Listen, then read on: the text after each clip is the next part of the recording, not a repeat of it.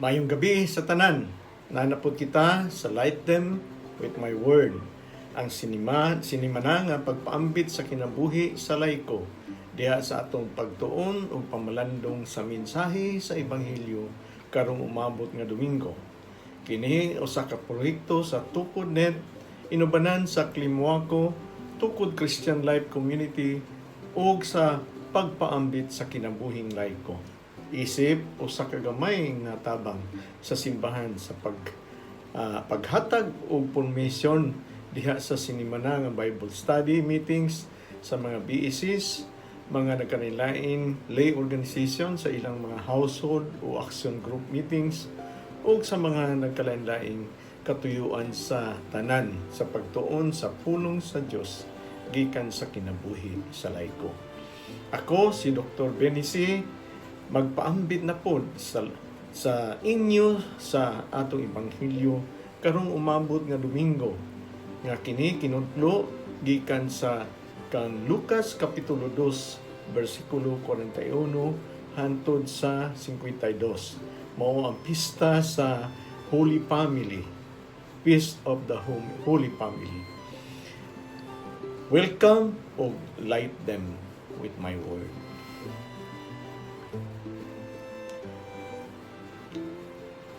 Karong Domingo atong i-celebrate ang Feast of the Holy Family. Kaniyang kapistahan sa Sagrado Pamilya kabahin kani sa Christmas season. Kita ato yung ibutang diri sa ato ang kaugalingon mga kinabuhi nga kaning ebanghelyo naa sa konteksto sa ebanghelyo ni San Lucas nga nagsugit kanato sa pagkatao ni Jesus. Si Lucas nagatubag sa mga question kinsa man day si Jesus, kini pinagi sa mga istorya kabahin sa pagkatao ni Jesus ug pagkatao ni John the Baptist. Karong adlaw ang atong gospel reading continue kani nga tema, nagpadayon ini tema.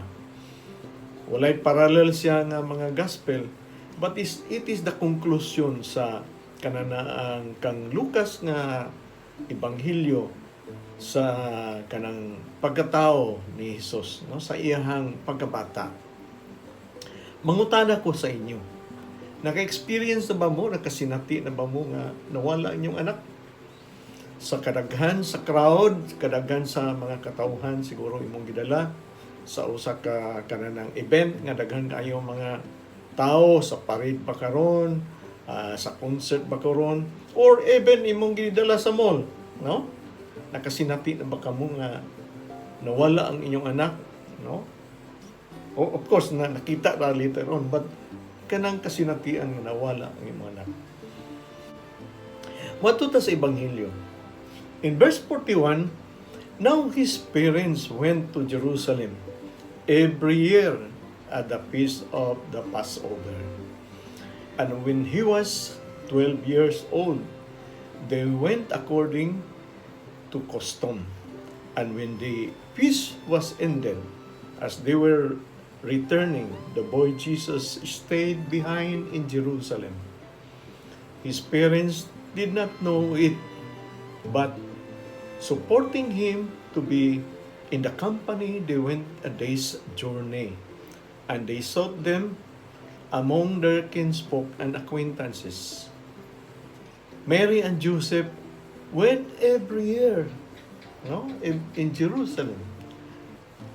Every year, Mary, Joseph, and Jesus are presented in this gospel as a faithful Jewish family. Sila niadto sa Jerusalem for the feast of the Passover, and when he was 12 years old, actually dili pa kanang compulsory, ang 12 years old. They went up according to the festival custom. Kaya ang kuwan magud ang kanang compulsory yun, 13 years old. An event shared each year with family and friends.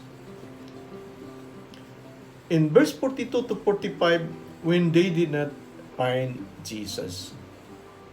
Oh. Actually, 13 years old magyud ang obligated kung wanto sa kananaang Jerusalem, for the Passover.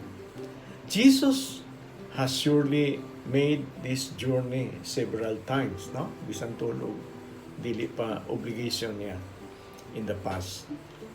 Imagine how a boy from a very small town in Galilee now would feel, how he would feel nga mobisita na po siya sa Jerusalem, big city, during that time.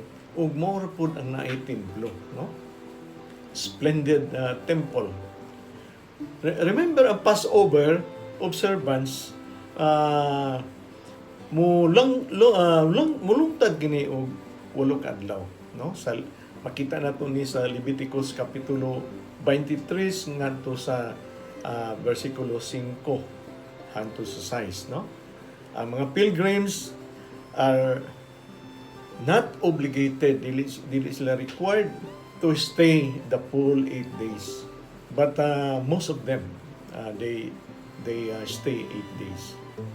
After the family had completed its day, si Mary, Joseph, and Jesus, they were returning, The boy Jesus remained behind in Jerusalem, Nagpabilin siya, thinking nga mo sunod siya sa ilang Mama Mary o Joseph. But his parents did not know it, thinking that he was in the caravan. They journeyed for a day and looked for him later, among the relatives and acquaintances, but not finding him, they returned back to Jerusalem. Ibalik sila sa Jerusalem, balik sila sa agi. Remember, sa usa ka adlaw pila na ilang na kananaang nalakaw. 32 kilometers na. Hindi na ilayo na puno. 32 kilometers in a day. Atong pangutana sa ato ang kauglingon. Ngano ka nga na-overlook nila si Jesus? Wala nila makita si Jesus. Or asa man si Jesus di ay? Nangita siyang pagkaon sa 3 days na wala siya. And then lodging niya. But Luke's greater purpose for this story is for us to know that Jesus, even as a boy, understood his unique identity as and mission, iyang kaugling identity and mission. Any parent can imagine the range of feelings, experienced by Joseph and Mary nga nawala si Jesus, for 3 days. Just imagine that. They must be both frightened and also angry, Maybe they're praying, God, please God, asa naman to? O para ang uban sa ato siguro, may mawala sa ato ang kananaang mga bata, duha ka emosyon imong i-display. Ang usa isa ampo yung Ginoo nga unta ibalik nimo Lord, makita or sa Lord. O mixed emotion, ikaduha is pantay lagi itong bata o makita na ko kay makasabaan yun to. I don't know, but yun na maging reaction, amot dili man na siya makasala,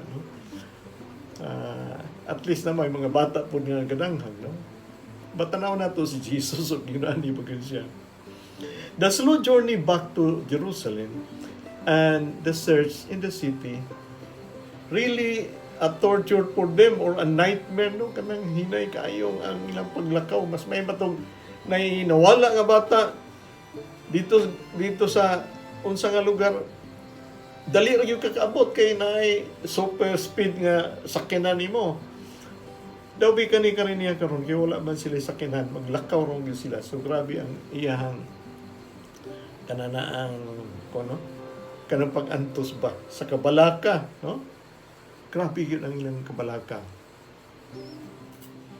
In verse 46 to 47, after 3 days, they had they found him in the temple, sitting among the teachers, listening to them and asking them questions, no?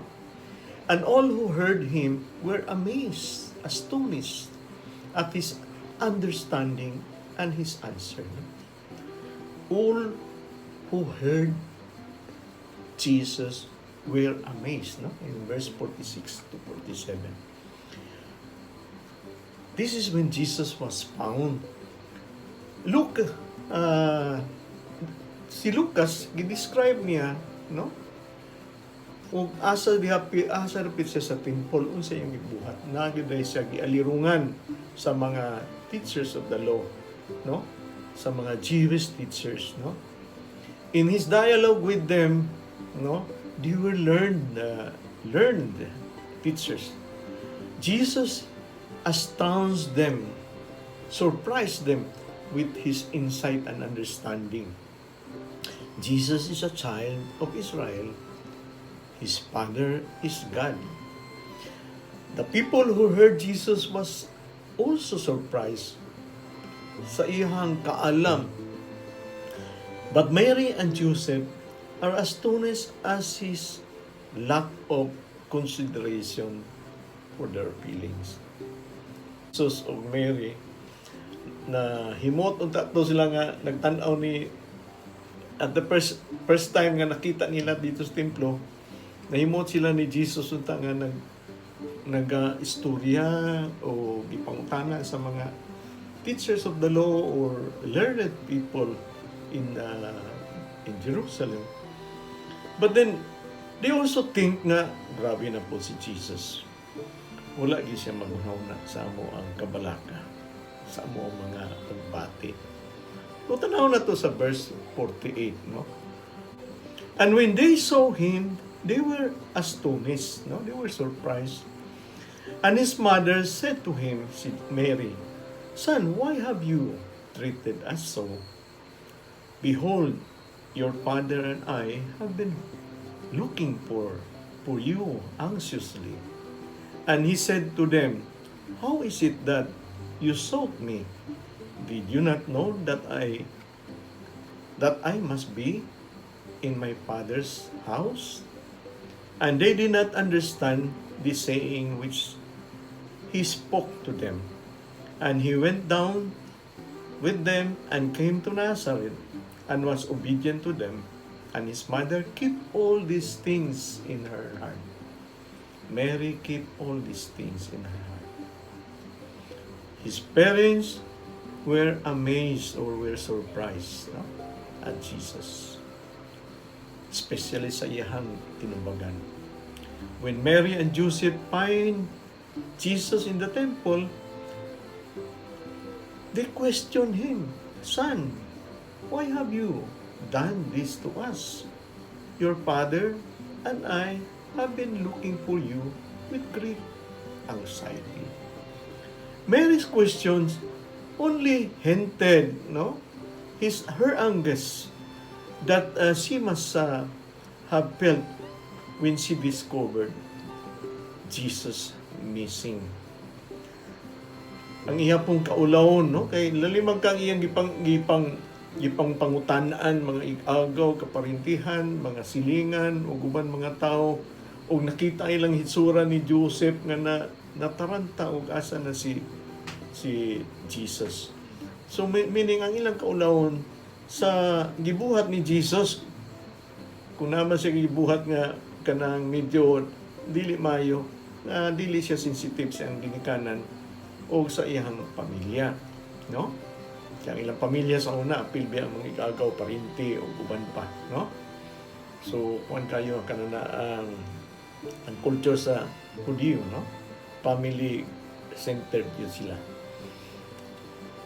Jesus replied, no? Iyang gi-reply mo, iyang gi-reply ni Jesus sa iyang word.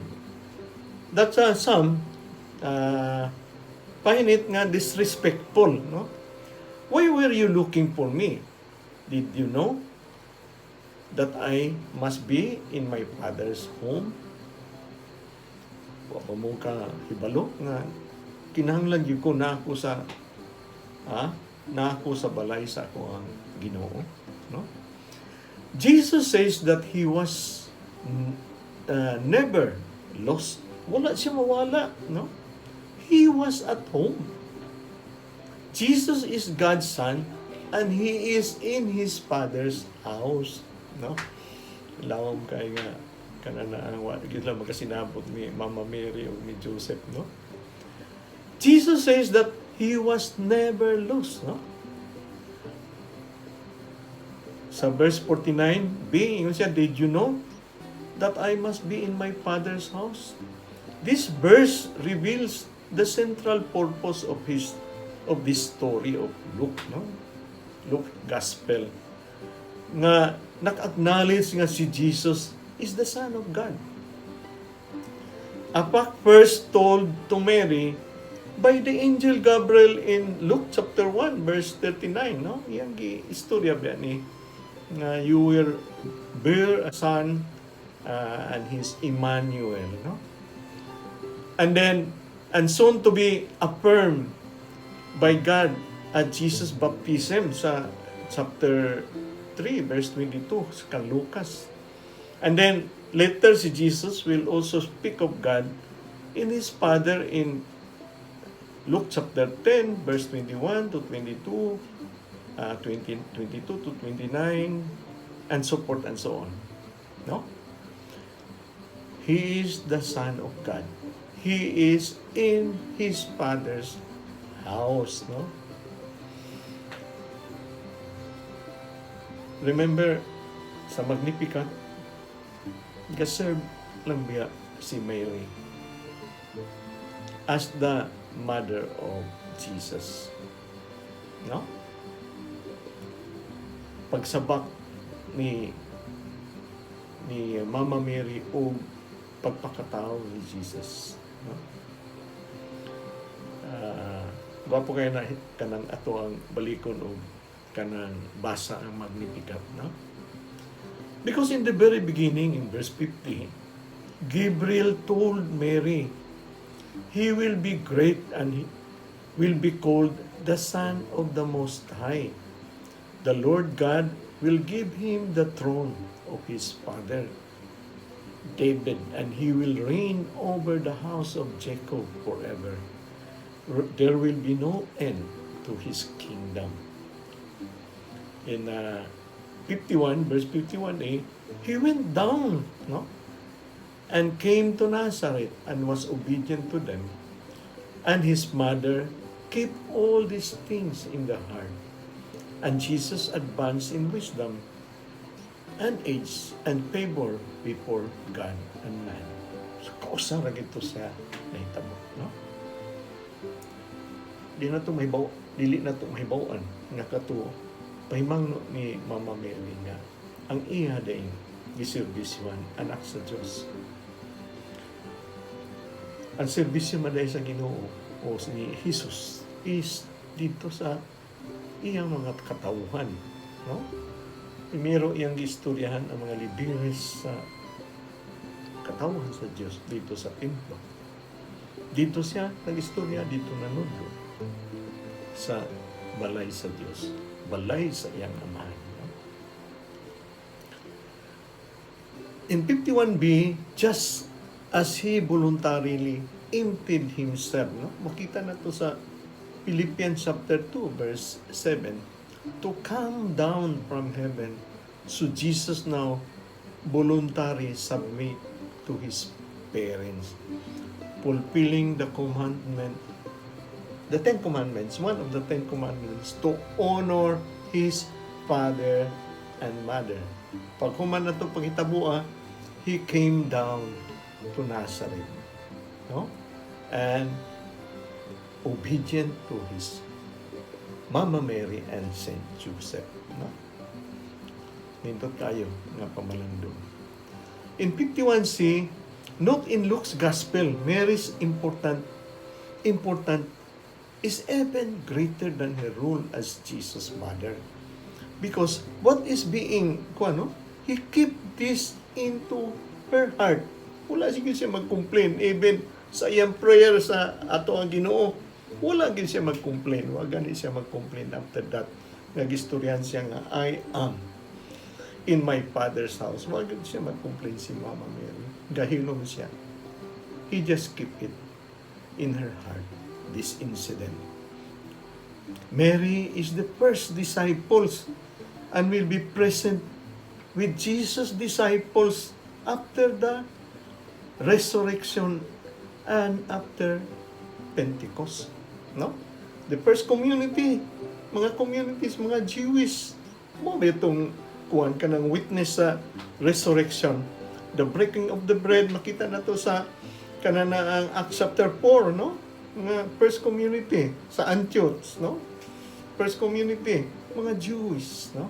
Sila ba ito ang nagkuhan? Naa si Mama Mary, no? How about us? There are things that we don't understand. There are times that we don't understand our children. Our husband, members of the family, there are times, no? And there are times that we don't understand our life. Did you continue to be obedient with God? And continue to be obedient with your wife, with your husband, no? With your parents, if you are a single child or wala ka maminyo, or if you are a child, are you obedient to your parents? No, even student ka pa, or college ka na, or kanang gatrabaho na, or even minyo na, no? Are you obedient to your parents, no? And also those parents, are you obedient also to your parents, no? To the grandmothers and to grandfather or grandparents, no? Or are we obedient to one another? Because children have their own story also to tell us. Dili mo nga kita ang mga ginikanan, eksakto na kita. But sometimes ang mga bata biya mo paimangno sa ato because God speaks to us through our children. Bana, kapaminaw ba mo sa inyong asawa? O asawa, paminaw mo yung bana. God speaks to each one of us. No? Then trusting the Lord is the best for us, especially this time of Advent. No? Trusting the Lord that the best will come, that He will get answer, or we will get answer from the Lord, is through our love for one another, through our obedience to one another, trusting, listening to one another. Do you continue to be obedient, to listen, to trust to God? Then we have also to listen to one another. We have also to love and trust one another. In this season of Advent, show this to God and to one another. As the psalmist, no? Psalmist na to karong nga reading sa Holy Family. As the psalmist pray in his responsorium psalm in 128, verse 1 to 5. A beautiful prayer that all parents should also pray and teach their children. This is the reward of being obedient to the Lord. Happy are those who obey the Lord, who live by His command. Your work will provide for your needs. You will be happy and prosperous. Your wife will be like a fruitful vine in your home, and your children will be like young olive trees around your table. A man who obeys the Lord will surely be a blessed like this, no? Like translations are blessed sa Sermon of the Mount, happy, no? Then you will be surely happy mo sa ang atong kinabuhi o dili ta malipayon, no? May the Lord bless you from Zion. May you see Jerusalem prosper all the days of your life. Salamat.